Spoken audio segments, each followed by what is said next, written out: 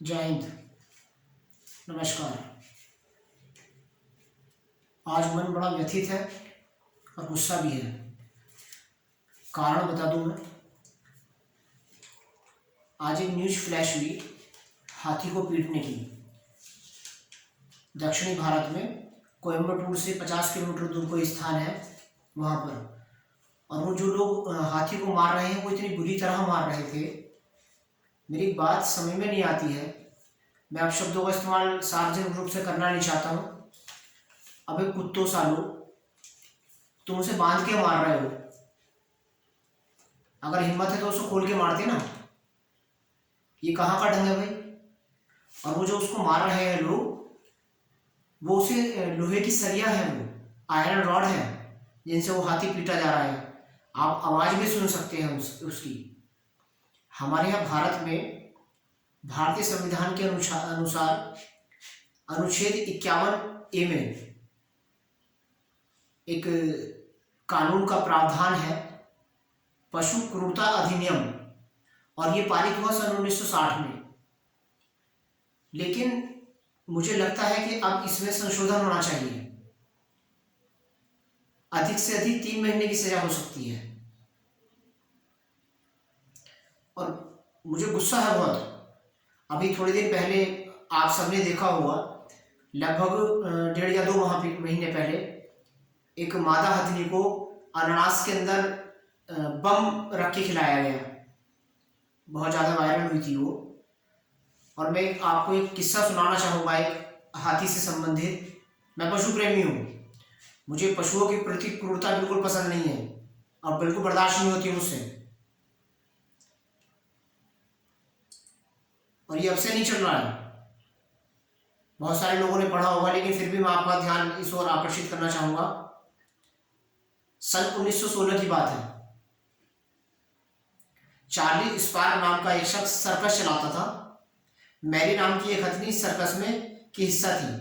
सितंबर 1916 में circus king sport नामक एक छोटे शहर में पहुंचा। प्रचार के लिए शहर की मुख्य सड़क से सर्कस की परेड निकाली गई। इस दौरान मैरी का सवारी कर रहा 38 साल का वाल्टर एल्ड्रिज, उसे हाथियों को काबू करने का कोई खास अनुभव नहीं था। उसे बस ये कहा गया कि हथिनी के शरीर से भालीनुमा छड़ी को लगाए रखना, इससे वह काबू में रहेगी। परेड के दौरान मैरी को तरबूज का एक टुकड़ा पड़ा दिखाई दिया, जिसे खाने के लिए वह रुक गई। एल्ड्रिज ने उसे 1 से ज्यादा बार छड़ी चुभा दी। हाथी अपने गुस्से के लिए जाना जाता है। एल्ड्रिज की इस हरकत को मैरी पसंद नहीं कर पाई। उसने उसे सूंड से उठाकर नीचे पटक दिया और उसका सिर कुचल दिया। एल्ड्रिज की मौके पर ही मौत हो गई। यह वह समय था जब लोकतंत्र मजबूत नहीं था और भीड़ तंत्र ही फैसला किया करता था। गुस्साई भीड़ ने मैरी को मार डालने की मांग की। सर्कस के मुखिया चार्ली स्पार्क ने बिना विरोध किए यह मांग मान ली, लेकिन उन्होंने तय किया कि वे मैरी के अंत को लोगों के लिए दर्शनीय बनाएंगे। ये पागलपन देखिए इनका सालों में। मैरी को मौत कैसे दी जाए, इस पर चर्चा हुई। स्पार्क ने तय किया कि उसे फांसी दी जाएगी। दूसरे शहर से एरविन से 100 टन की क्रेन मंगाई गई। इसका इस्तेमाल आम दिनों में रेलवे के कैरेज उठाने के लिए होता था। स्पार्क ने मैरी की फांसी का इंतजाम खुले में करवाया ताकि लोग देख सकें। मैरी को एक रेल से बांधा गया। उसकी मोटी गर्दन के इर्द गिर्द चैन बांधी गई। जैसे ही क्रेन ने उसे उठाया, आसमान एक तीखी और क्रूर आवाज से गूंज उठा। वह दर्द में थी। उसने एक भयानक चिंगाड़ मारी। उसे 5 मिनट ही उठाया जा सका था। चैन टूट गई। ऊंचाई से गिरने से उसके कूल्हे की हड्डियां चटक गईं। मैरी के पांव अब भी उस जंजीर से बंधे थे जो रेल से जुड़ी थी। लेकिन यह दर्दनाक तमाशा अभी खत्म नहीं हुआ था। एक मजबूत चैन मंगाई गई और मैरी की गर्दन पर बेरहमी से बांध दी गई। उसे फिर उठाया गया और फिर आधे घंटे तक लटकाकर रखा गया, जब तक कि उसकी मौत का कोई शक शुबा न रह जाए। मैरी नहीं रही। मैरी, जिसे वहां के लोग मर्डर्स मैरी यानी हत्यारिन मैरी के नाम से जानते थे, बताया जाता है कि आज भी एरविन शहर मैरी की फांसी की वजह से जाना जाता है। मैरी की तलाश में एक बार एक बड़ी कब्र खोदी गई, उसका कोई सुराग नहीं मिला। ये पागलपन है। और मुझे ऐसा लगता है मैं एग्रेसिव हूं, मुझे ये बात कहने में कोई संकोच नहीं होता है और मैं गुस्सा भी हूं आज। और ये प्रथा अब भी चल रही है पशुओं के प्रति क्रूरता करने की।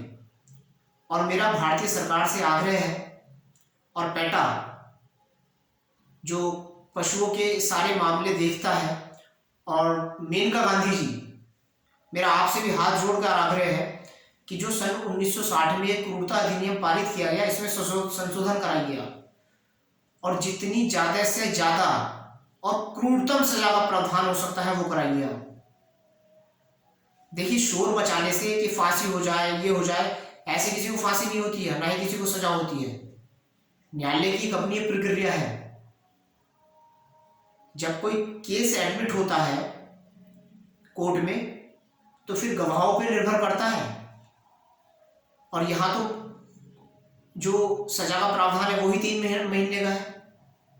अगर कोई जंगली पशु किसी का शिकार कर ले तो उसे तुरंत आदमखोर घोषित कर दिया जाता है, और फिर उसके मारने के जो है रास्ते ढूंढे जाते हैं, कैसे मारा जाएगा वो। अब इनका क्या किया जाएगा बताइए आप मुझे। इन सालों को सार्वजनिक रूप से पीटा जाए, बस एक ही उपाय है इन लोगों के लिए, इसके अलावा कोई उपाय मेरी समझ में नहीं आता है। मेरी खोपड़ी खराब है आज, जिस तरह से ये हाथी को मार रहे थे आज। और आज 22 फरवरी है और इस समय 12:10 हो रहे हैं जिस समय मैं ये वीडियो बना रहा हूं। मैं बड़ा क्रेजी रहता हूं पशुओं के लिए, तो मेरे इस वीडियो को आप ज्यादा से ज्यादा शेयर करें, लाइक ना करें आप इसे। मैं नहीं चाहता ये वीडियो लाइक हो मेरा, प्लीज। कैसे भी करके इनको कैडी से कैडी सजा मिलनी चाहिए, और बाकी तो ईश्वर देख रहा है। और एक चीज और बताना चाहूंगा, मैंने कहीं पढ़ा था, मुझे याद नहीं है कहां पढ़ा था मैंने, कि पृथ्वी पे जिस भूभाग पे पशुओं के साथ क्रूरता की जाती है, तो जब उनके साथ क्रूरता होती है और जो ध्वनि उत्पन्न होती है उसके अपने साइड इफेक्ट होते हैं और सालों तक होते हैं। आप बिलीव करें या ना करें,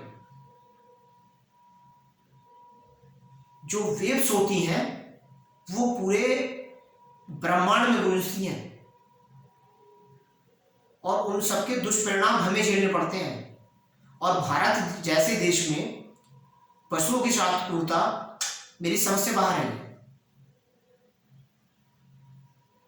तो इसमें संशोधन होना चाहिए।